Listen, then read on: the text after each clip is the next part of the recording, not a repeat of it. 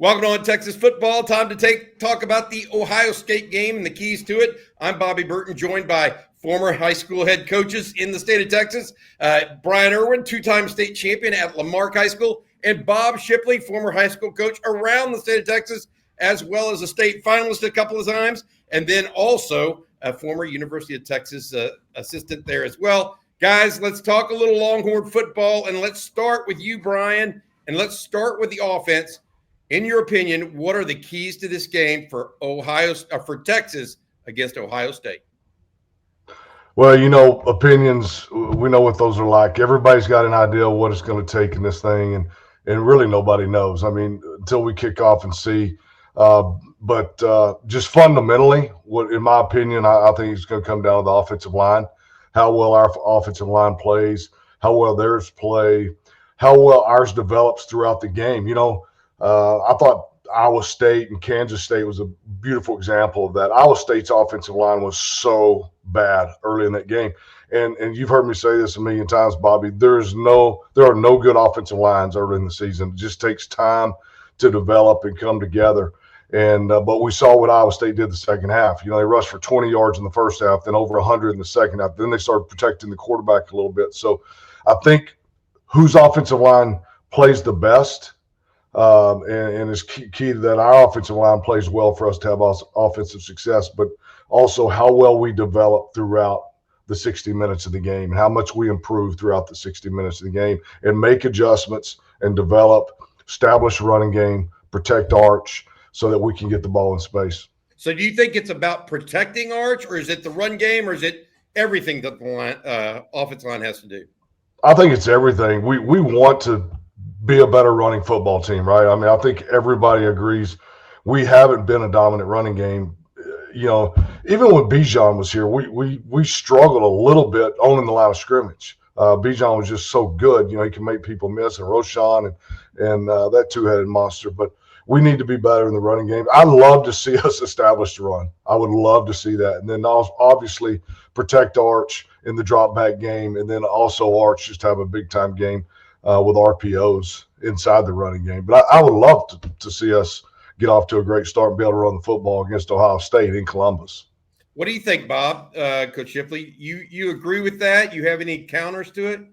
Absolutely. The number one thing on my list when I was thinking about this show was, establish the running game. I mean, any coach will tell you that, because if you don't establish the running game, and you may have some success throwing it, but it's going to be short-lived, So kind of speaking from an offensive coordinator type viewpoint, my keys to the game, I tend to think of it in that sense, and that is have patience.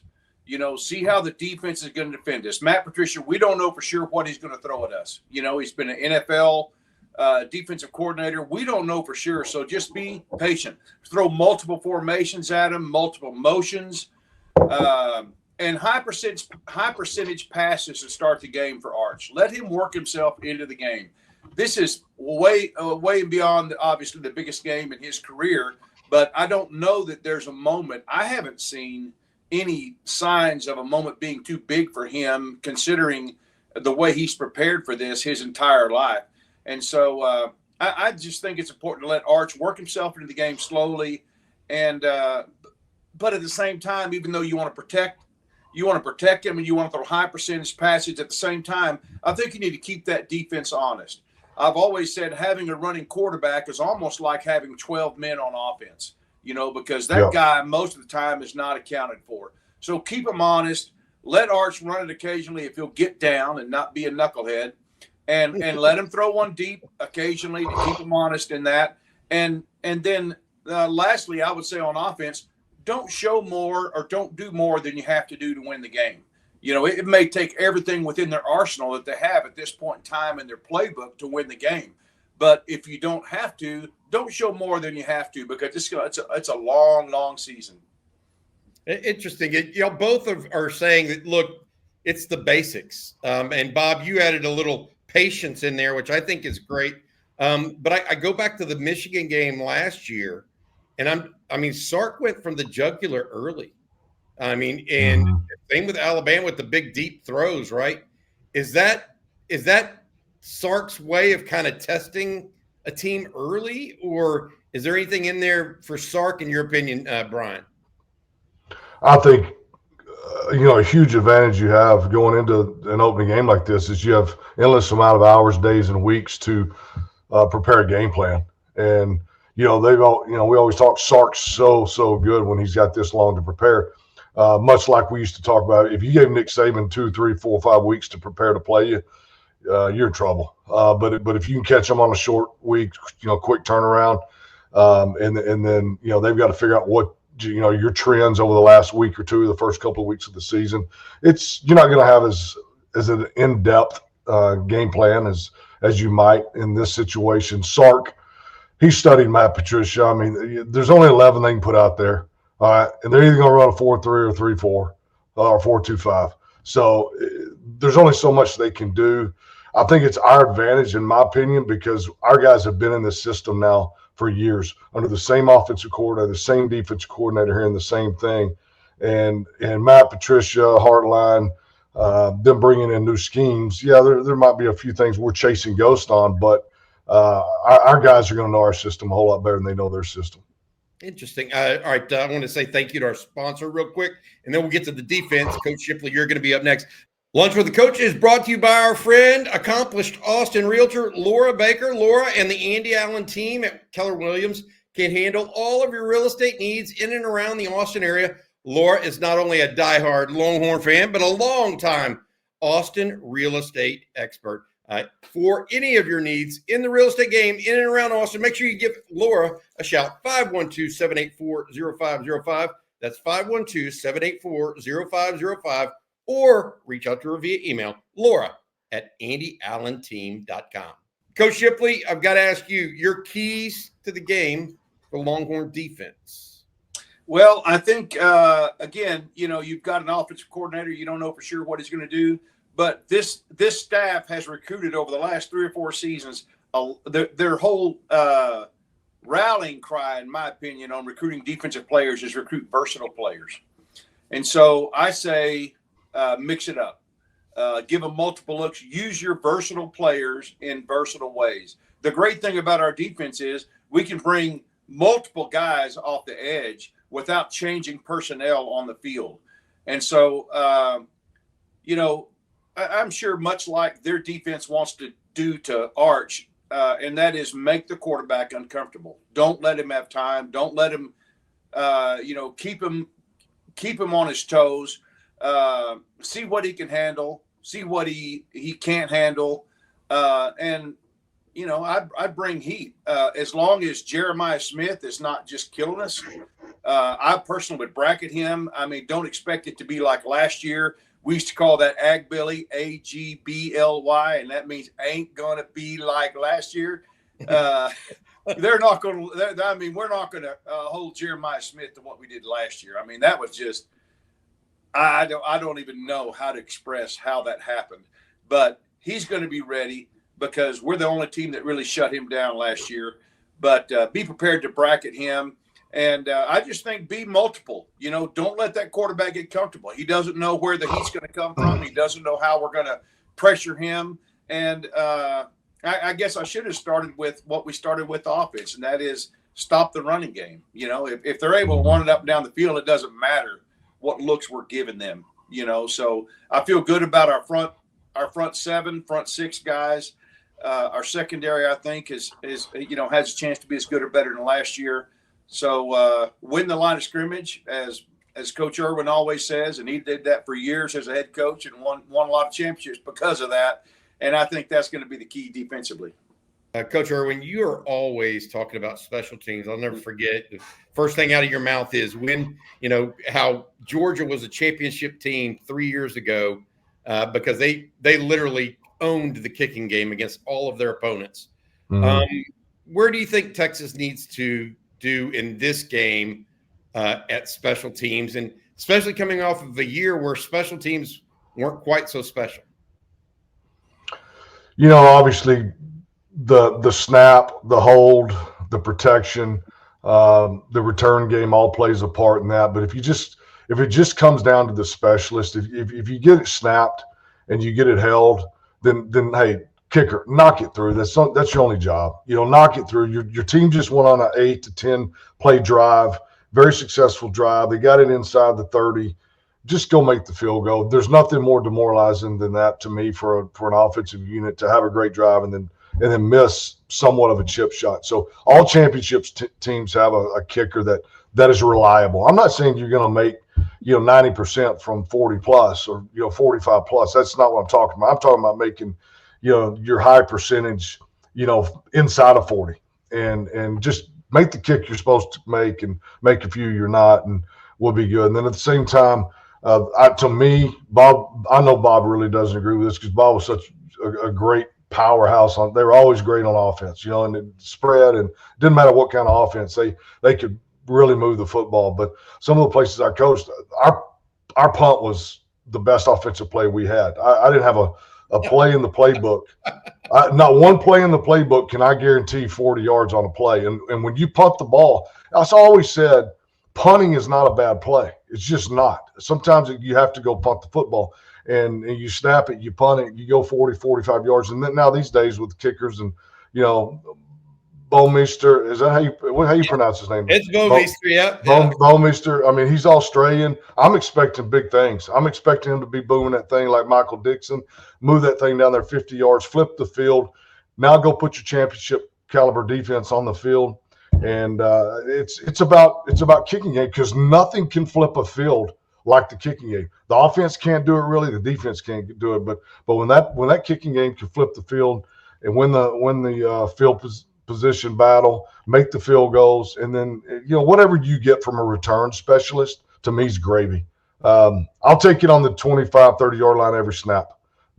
I'll take a fair catch every time on a punt because I'm negating that 10-yard block in the back penalty anyway if we do that. So just catch the football, field the football, give us the ball right there, and then let's go. But let's punt it, let's kick it, and let's go win. All right, I'm going to go back to this, you guys, now. We went through the offense keys, defense keys, special teams for you guys. Let's talk about the keys to the game itself. Like where y'all see this coming out? How do you, in your mind's eye, picture Saturday going for the Longhorns? Coach Shipley, I'll start with you. Well, Jeremiah Smith is going to be a huge part of this game, obviously. Either our ability to contain him or our inability to contain him. And I really think – I never thought I would say this throughout the summer, but now after hearing reports from ontexasfootball.com, I think that Cedric Baxter is going to have is going to play a bigger part in this game. I never even thought he would be close to being ready, to play.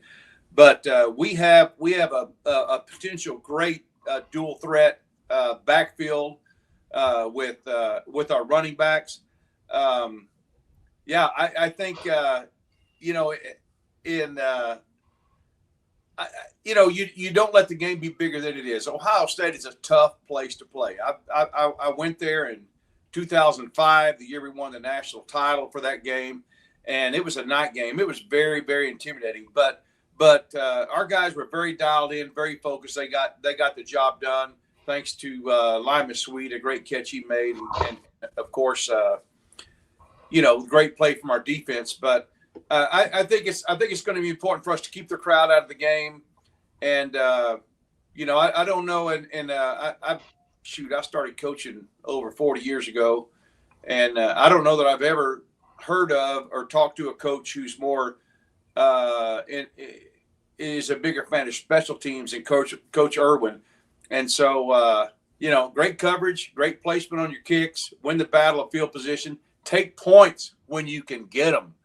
That's a big part of it, especially in a game like this. You don't want to put that on Arch's shoulders. But, I think not letting the game be bigger than it is and just let everybody play within themselves. I feel really good about this game. I probably shouldn't, and I may come back next week and go, you know what, I didn't think about this or that. But I know Jeremiah Smith is going to be a key in the game one way or the other. And I think the kind of game he has will dictate the kind of game we have. What are you thinking, Coach? What's your score right now? I've been waiting on this. Yeah. I'm glad you get to go first, Bob. I have not even thought about that, but I'm going to say 31-28 Texas. Woo! Bryan, Erwin, how do you follow that up now? You got a win from Coach Shipley. What are you thinking is the key to the game, the absolute key to the game that you're going to look forward to, and then also your final score? I think the running game, that's the biggest unknown. Us running the ball and stopping their run game. Just how we control both sides of the line of scrimmage with that. How effective can we be running the football? Like Bob said, what I'm so excited about is when we get into third and fourth down critical situations and we get into red zone situations, that's when we run arch. We don't need to run arch on 1st and 10. We don't need to run arch on 2nd medium. If it's a critical 3rd down short, 4th down short, and inside the red zone, that's when we run it. And so we just got to be real careful. And then when it's time for him to go and scramble on plays that are off schedule in the passing game, arch, get your butt out of bounds or get out. Get what you can get and then get out. Don't be lowering shoulders on anybody. You don't lower a shoulder on somebody, it's 3rd down or 4th down or in the red zone. But other than that, get down, go into that slide into second base or get out of bounds. So I'm anxious to see if we can run the football. I think if we can run the football, I think that's going to be a big, big key to who wins the football game, who has the most success there. Obviously, turnovers can negate all that. We can run for 200 yards, but turn it over 4 times, we're going to lose a football game. So turnovers are always critical. And then the kicking game is critical, like we talked about. But I think that's where it falls. And I'm looking forward to seeing also the physicality factor, because last year, and I said it and I'll say it today again, and I believe this. I saw that game last year when we played them. I watched it a couple more times. They were the better football team. They were the more physical football team.